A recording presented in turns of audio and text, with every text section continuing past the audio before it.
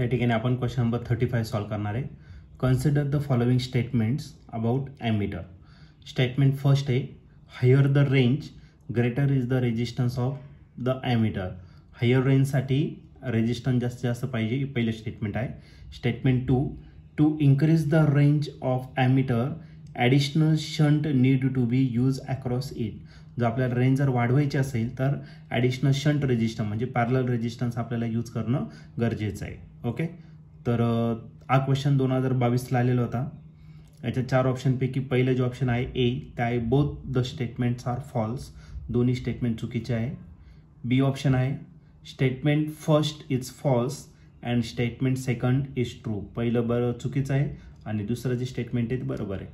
C option आहे statement first is true and statement second is false. तर पहिलं बरोबर आहे, दुसरं चुकीचं आहे. आणि डी ऑप्शन जे आहे both the statements are true. तर या 4 ऑप्शनपैकी या क्वेश्चनचं करेक्ट आन्सर काय असलं पाहिजे, चला त्याच्यावरती डिस्कस करूया. तर या क्वेश्चनमध्ये आपल्याला एक स्टेटमेंट दिलेलं आहे, स्टेटमेंट 1 आणि स्टेटमेंट 2 असे दिलेलं आहे. तर पहिलं जे स्टेटमेंट आहे, higher the range greater is the resistance of ammeter. आता ॲमीटर काय असतं ते समजून घेऊ. तर सर्वात पहिले आपल्याला ॲमीटरमध्ये करंट फाईंड करायचं आहे. किती करंट फाईंड करायचं, सपोज आय इतकं. ओके, तर त्यासाठी आपण एक गॅलोनोमीटर यूज करणार, ज्याचा रेजिस्टन्स किती येतं, जी इतका. याच्यातून करंट पास होणार आहे किती, तर आय जी इतका.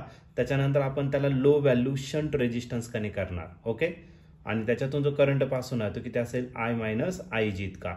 हा करंट इथे आल्यानंतर आय जी कॅन्सल होणार आणि plus I G minus I G cancel, मग टोटल करंट किती पास होणार, तर आय इतका. आता हे दोन रेजिस्टन्स जे आहेत जी आणि यस, हे कसे आहे, पॅरलल. आणि पॅरललमध्ये जो इफेक्टिव्ह रेजिस्टन्स असतो तो काय असतो, कमी असतो, बरं ना. R effective resistance, R effective हा कसा असणार, तर आर जर कमी असेल तरच तो करंट काय करू शकतो, तर मॅक्झिमम या ठिकाणी मेजर करू शकतो. ठीक आहे, जर आर कमी असेल तर जास्त करंट याच्यातून पास होणार, बरोबर का नाही. R effective is less than ammeter show maximum current. Okay, तर हायर रेंजसाठी तुम्हाला ग्रेटर रेजिस्टन्स नाही पाहिजे, तर तुम्हाला काय पाहिजे, लो रेजिस्टन्स. म्हणजे स्टेटमेंट 1 जे आहे तर ते स्टेटमेंट 1 काय एकदम चुकीचं स्टेटमेंट आहे. स्टेटमेंट फर्स्ट इज चुकीचं, रॉंग स्टेटमेंट आहे. स्टेटमेंट सेकंड दिलेलं आहे, to increase the range of ammeter additional shunt need to be use.